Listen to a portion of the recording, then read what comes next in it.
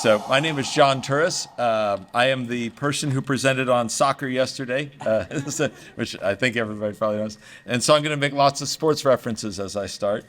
But before, I thought I'd bring up something about Turkish politics as a joke, because when I was over in Turkey in 2015, elections were going on. There was a lot of election humor. So when I heard I was going to be chair, I thought I have to start off with a joke.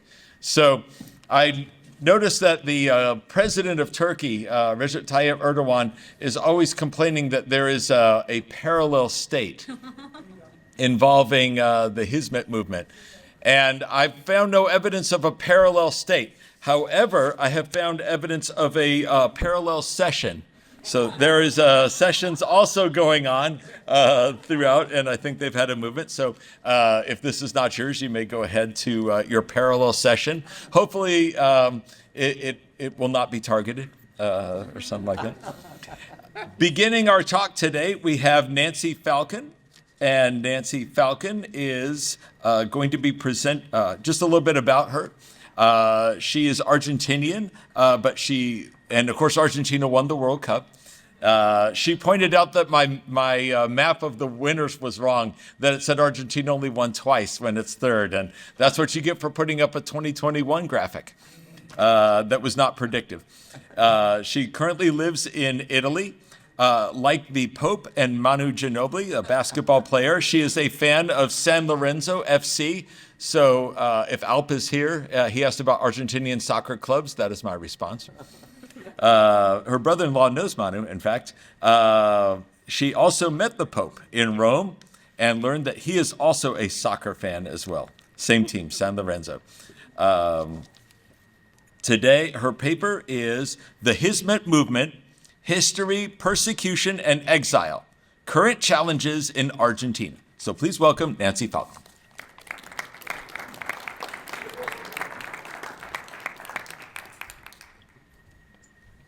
Thank you so much. I have my Latin American team support me.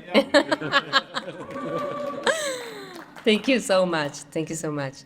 Well, as the professor said, I prepared this presentation to explain what are, in my point of view, the challenge of Hizmet in the Hizmet movement in Argentina as a part of Latin American region as well. I worked 10 years as a director of the Center of Interfaith Dialogue in Buenos Aires in Argentina. I'm Argentinian, but I'm very close to the movement. For the beginning, the movement began in Argentina 20 years ago, I guess. So the movement as main task has three strong objectives. First one, the dissemination of Turkish culture. Second one, the secular education oriented in values. In 2008, the movement Hizmet in Argentina opened a primary school called Hercules. And the third one was very strongly in the incorporation of Islam to the already existing interreligious dialogue between Judaism, Christianity in Argentina. So Hizmet movement was the pioneer in get Islam into religious dialogue in Argentina. When Hizmet comes to Argentina in 2001, they worked very hard in interreligious dialogue, organized events and dinners of Ramadan that you already know, and little by little, they show a new face of Islam. And Islam opened to another phase, another tradition, with a very spiritual interpretation of their own Islam faith, like Said Nursi, a Sufi master, inspired them. Because of that work, Muslims from Hizmet became one of the main referents of dialogue with Islam in these years. Because the Islamic institution in Argentina didn't have an open mind to promote the interfaith dialogue at that time. In 2012, the Hizmet movement in Argentina created a center dedicated exclusively to interfaith and intercultural dialogue, and then becomes even more visible in this role of interlocutor in the interreligious dialogue between Islam, Judaism, and Christianity, being the center and institution that stands out for its seminars, conferences on interreligious dialogue in Buenos Aires and other cities also in the country, as well as exhibition on current issues that cross Islam from an academic point of view, like fundamentalism, Islamic philosophy, for example, inviting academics from the other region, national and international. We have people from Chile, from Italy, Spain, the United States. The Hizmet movement now begins to receive both national and international awards and becomes more visible in Argentinian society as well.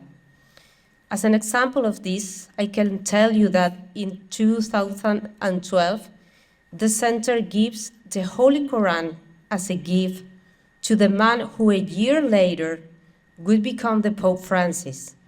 At that time, he was the Archbishop of Buenos Aires, Jorge Bergoglio.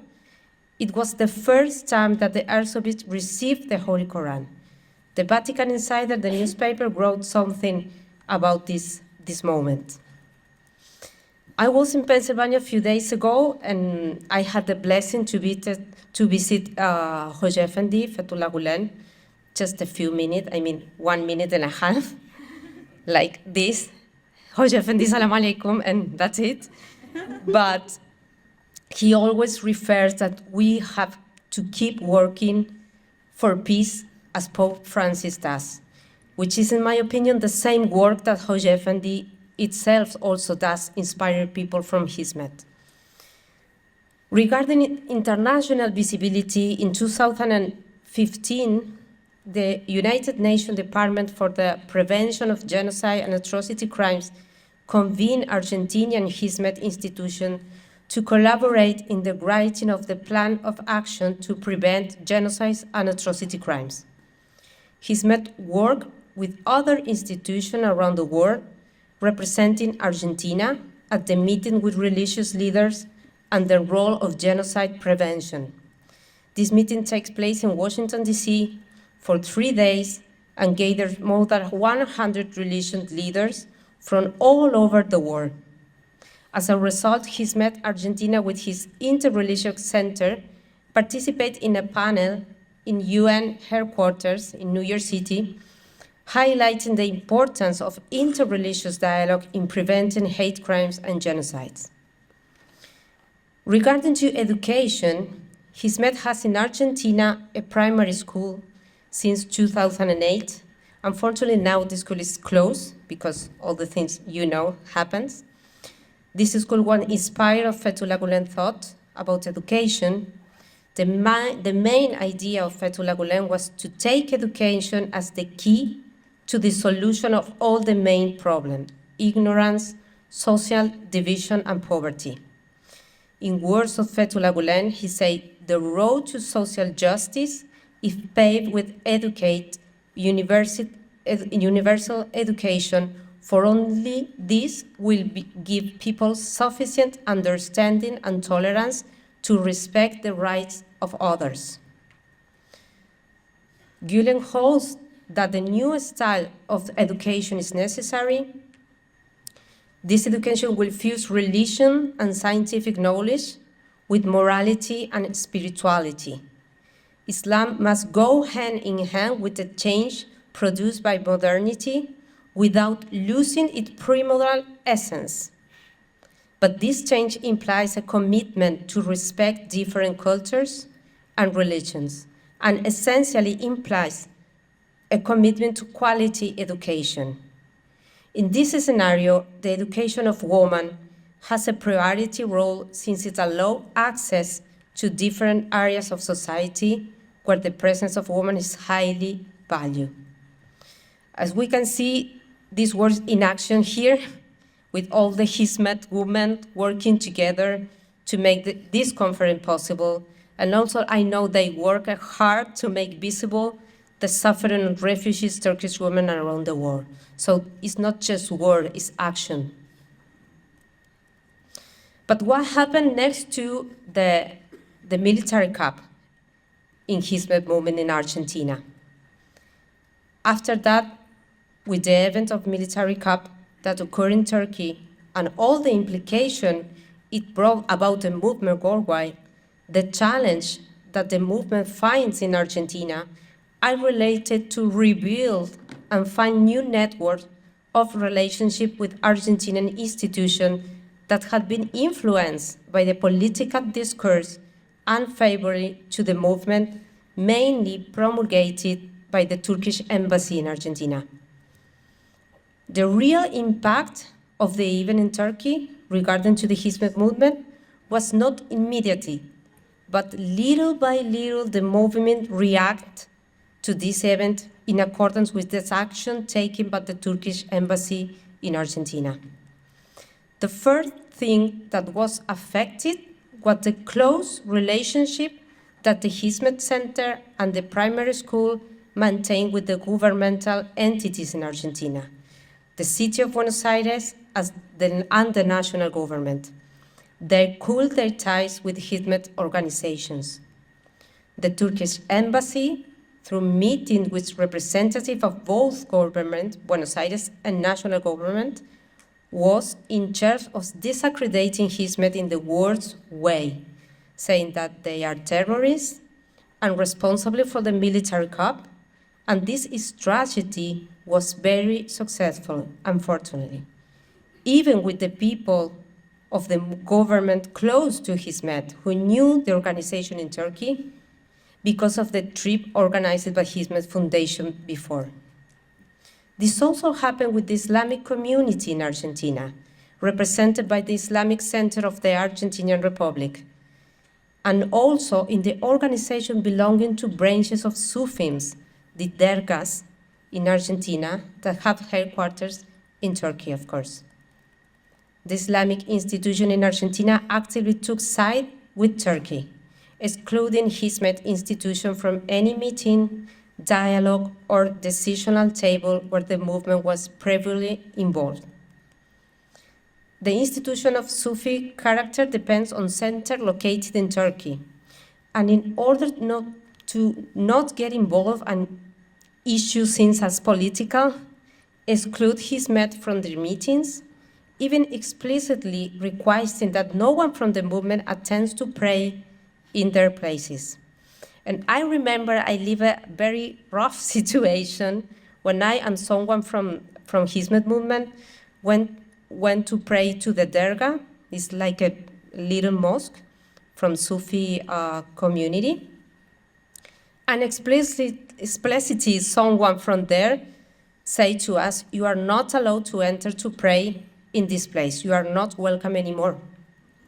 So this has been a surprising challenge for the movement, but also can be, for me, an opportunity to continue working hard in interfaith dialogue, feeling more than ever the understanding of other faiths that saw in Hizmet a humanitarian organization that was suffering the consequences of an oppressive regime at the national level, but also persecution at international level. It's interesting to see the contrast with the impact generated in the same scenario, but with NGO that has already been working strongly with Hizmet in the fields of interreligious dialogue. Most of these organizations ignore everything that the embassy said about the movement and continue to collaborate with Hizmet, making themselves available to help make visible this situation of human rights violation in Turkey. And I have to remark that in Argentina, ecumenical dialogue, that is dialogue among Christian churches, is related to the defense of the human rights. And what I say that, in 1970, years before the beginning of the military dictatorships in Argentina, appeared an NGO called the Ecumenical Movement for Human Rights. This ecumenical movement was composed from members of the Methodist, Anglican churches, and some members of the Catholic Church, but also with this participation of the Rabbi Marshall Meyer, well known in the Jewish tradition. This movement will be responsible for collecting the testimonies of all the relatives of missing people, disappearing, murdered people under the military regime, as well as assisting the relative as the victim of repression, also in a spiritual way. All the humanitarian work of this ecumenical movement was later used in democracy to try the military leadership responsible for atrocity crimes, and without the work of this ecumenical movement, those responsible for atrocity commitment as a state crime could not have sent to justice. We have now an Oscar-nominated film called Argentina 1985 about the trial of the military people, and the role of this commission is bringing those responsible for the crimes to justice is mentioned in the film. The breakdown of all those who in one way or another work for justice, suffer persecution and even death generates a concrete human historical situation that must be assumed by a prophetic pastoral on the part of the Church, marching together with all men, groups, and institutions that fight for the respect of the human person. This says the base document of the ecumenical movement. This is how the dialogue between different religion traditions began from its origin in Argentina, with a deep commitment to the defense of human rights, and this is, for me, the key to understanding the support of various religious institutions to the Hizmet movement today. Religious organizations of different traditions took a position of the deepest solidarity, understanding that what was happening had nothing to do with the spirit of collaboration and brotherhood that has always characterized Hizmet and that has always prevailed in the relationship with its representatives. For all what I say in this presentation, I think that Hizmet's strength lies in relying on religious institutions that are open to dialogue and already have an important track record in the defense of the human rights, and that do not shy away from pressure from Turkey embassy, and because of the historical tradition of the defense of human rights carried out by religious organizations. I believe that Hizmet should also be a protagonist in this area, developing much more this institutional being in defense of human rights in order to make visible the persecution that the movement currently suffers, and thus be the voice of those who have no voice but who need our support. Particularly in Argentina, it would be important to have an organization dedicated especially to the defense of the human rights that work in collaboration with exciting organizations in this area. And I want to conclude my presentation with something related to the encyclica of Pope Francis called Fratelli Tutti, because I think that resumes also the thought of Fethullah Gulen. In this encyclica, Pope Francis called us to reflect on the true meaning of our life, of our being and the way we live in this world. But above all, he speaks to us about the communitarian dimension of our existence. In all Neo-Latin language, common, communis, is precisely that which is not one's own. This common, this munus from the common, has different meaning. Could be duty, could be obligation, could be burden, but it also means gift. Philosophers such as Italian Roberto Esposito wonder about what the members of a community have in common. Perhaps a lack, perhaps an absence, is what unites us as humanity. Pope Francis and Fethullah Gulen as well invite us to get out of the abyss, the black hole, the absence that exists between the individual and the human community. They invite us to think munus as a gift, not as an absence. The human community must be the community that has in common not the obligation of being together, but the giving, the reciprocity of the gift, without expecting anything in return. That is for me a resume of the spirit of Hizmet movement, and that is why I think the movement will go through their challenge and come out stronger for this experience. Thank you very much.